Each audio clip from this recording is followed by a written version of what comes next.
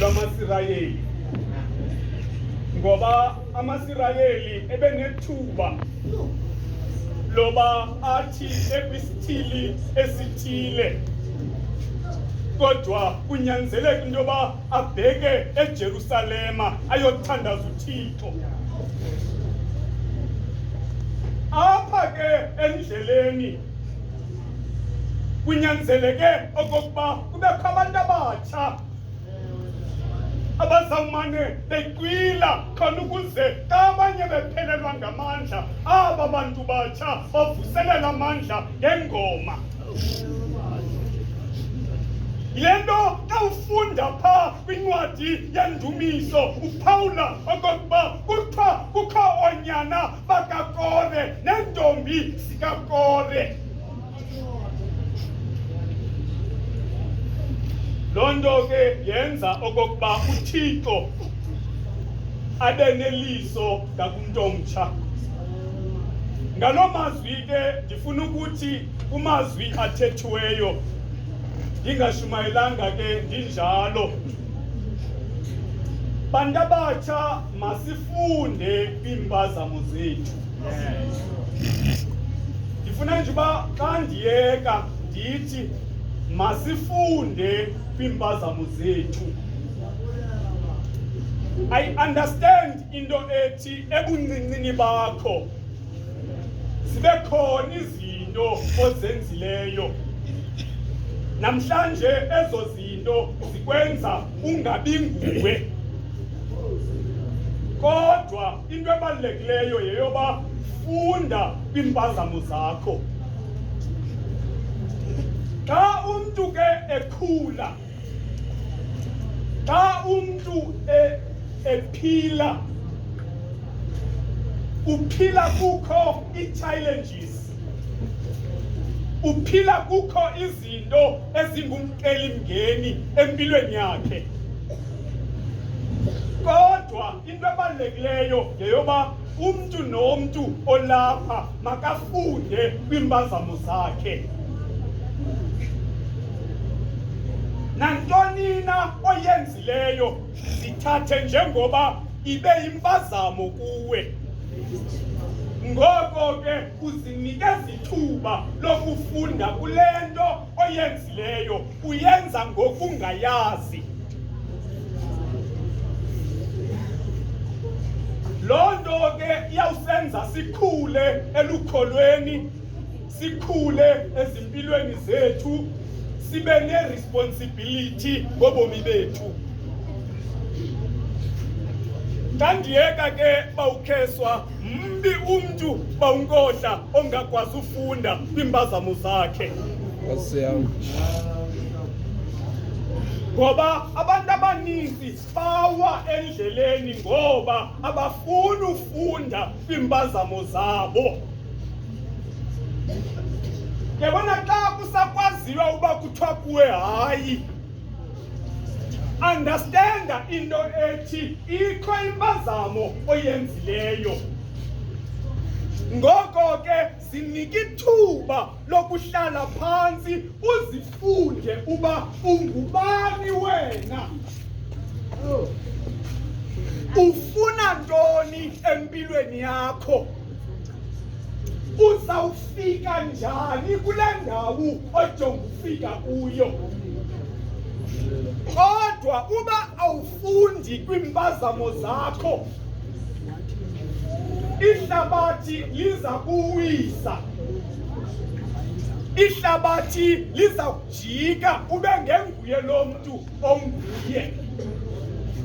So ndiyafuna ke ugqibela ngelithi wonke umntu omtsha olapha unomehluko komnye. So masiyekeni le nto yoba xa abanye abathathu besenza le nto nawe ufuna ufitha kwaba bantu bathathu. Nigqibele seningabantu abayi-4 abenziwe rongo, kungekho nomnye othi irongo le nto yenzayo. Sifuna abantu abatsha abazawuthi xa bedibene babe business minded. Yes. Sifuna abantu abatsha abazawuthi bazawuthi xa bedibene babe transformative ebandleni. Sifuna abantu abatsha abazawuthi xa bedibene omnye athi ekhaya kusokhiwe ngodaka.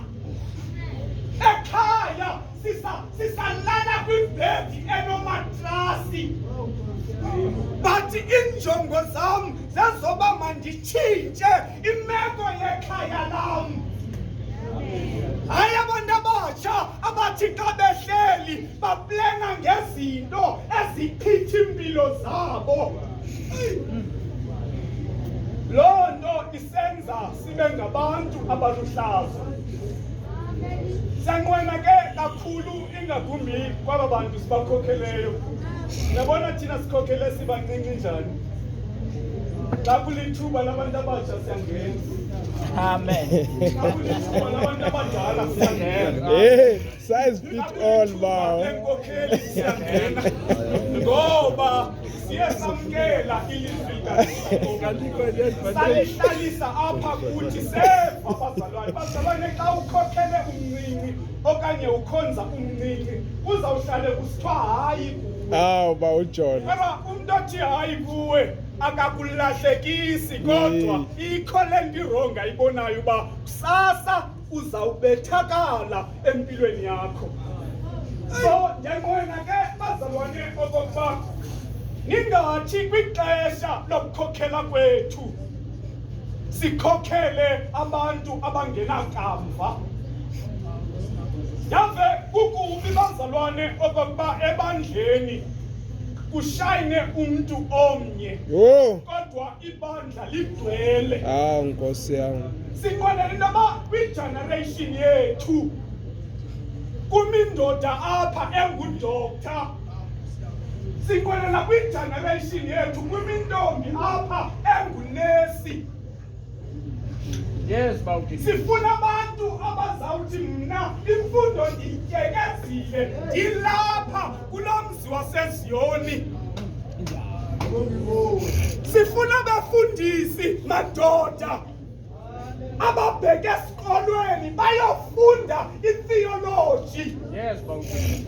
Khona ukuze xa beme apha besenza ividiyo bangabi luhlazo emhlabeni wonke waseSouth Africa. Bahlaze neZiyoni Bishop. Bishop. Uyabona ngoku kuqalwa ukupostwa kweZiyoni kweento ze-social media. Bapostwa nje xa bebaleka ngoba babaleka kakuhle. Kodwa xa bemile eqongeni akukho kuwo. Undibona So sifuna lo change bazalwane. Haleluya. Kubekho abantu abazawuma babe sepalamente bemela leZiyoni. Yes, my leader. So ngalamazwi ke ngizama ukuthi we need abantu abane-vision.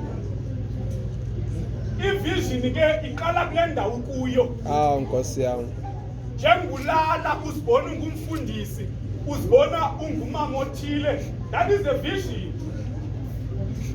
You need i-planning ke ngoku yoba kule vision ndinayo ndizawufika njani kule nto ndifuna ufika kuyo. Then xa sele uzibona uba uyafika, you need to implement bazalwane. Ngoba le nto yoba sibe nee-dreams ezingaka, le nto yoba sibe nee-plans ezingaka, but when it comes to action, no action. So ndiyanqwena ke okokuba nakubantu abatsha abazalwane, madoda sifuna abantu abazawukokha i-office eZiyoni ekuthiwa xa umntu evelelwe yingxaki nankuya umzalwane ugood for i-counselling. Yes. Apha eZiyoni Angakhuphi nesenti kodwa abe ekhonjwa kwigumbi laseZiyoni. Hey. Inamandla le nto ethethayo baba. Abantu abatsha bephuma esikolweni njengokuba wesetshilo bahambe baye kwigumbi elithile laseZiyoni bayoncedeka ngefund khona ukuze baqhubeke nempilo futhi baqhubeke nezifundo zabo. So ngaloo mazwi ke ndifuna ukuthi masizihlonipheni iinkokheli zethu, sibathobele abazali bethu, sive uhayi simamelisise xa kuthethwa, sithobele imfundiso zenkonzo zethu. Bazalwane, yazi eZiyoni kunalento ye-competition. Is about. Yabona uba ubona mna ndinxibe ngolu hlobo, ikawe yakho ayinxibi ngolu hlobo, Yes. ufuna uyohamba nabo abanxiba ngolu hlobo. That is totally wrong for iZiyoni. Yes. Funeke kule ndawo ukhuliswe kuyo, kule ndawo Udevelope ufumana yona imfundiso ba. kuyo, kule ndawo ufumana intsikelelo kuyo, uhlale kuyo futhi ukholelwe, ubambelele. Noba zingakho izinto ezifuna ukukuyisa, kodwa okokuba uyakholelwa kuThixo, bambelela bazalwane kule ndawo uThixo akubeke kuyo. Bazalwane, kuyabanjelelwa kuThixo. Kubanjelelwa kuThixo, umoya usiza ngaphambili. Kubanjelelwa kuThixo, umoya ukuphushela ngasemva. Kodwa into ebalulekileyo kukubambelela kuThixo. Ngoba bawuqohla abanye abantu abasiphushayo ngabantu abalapha ekaleni kwethu. Nkosi yami. Uthi une-friend, but ifriend yakho imamela ivision onayo, ibe yiya kudistroyayo ngoba iyakubona uba awubambelelanga kuThixo. So ndifuna ukuthi ke xa ndiyeka bazalwane bakowethu masibambeleleni kuThixo. I know i-challenges abantu abatsha abanazo. I know indlela esibehave ngayo xa kulixesha loba sisiva ubuhlungu.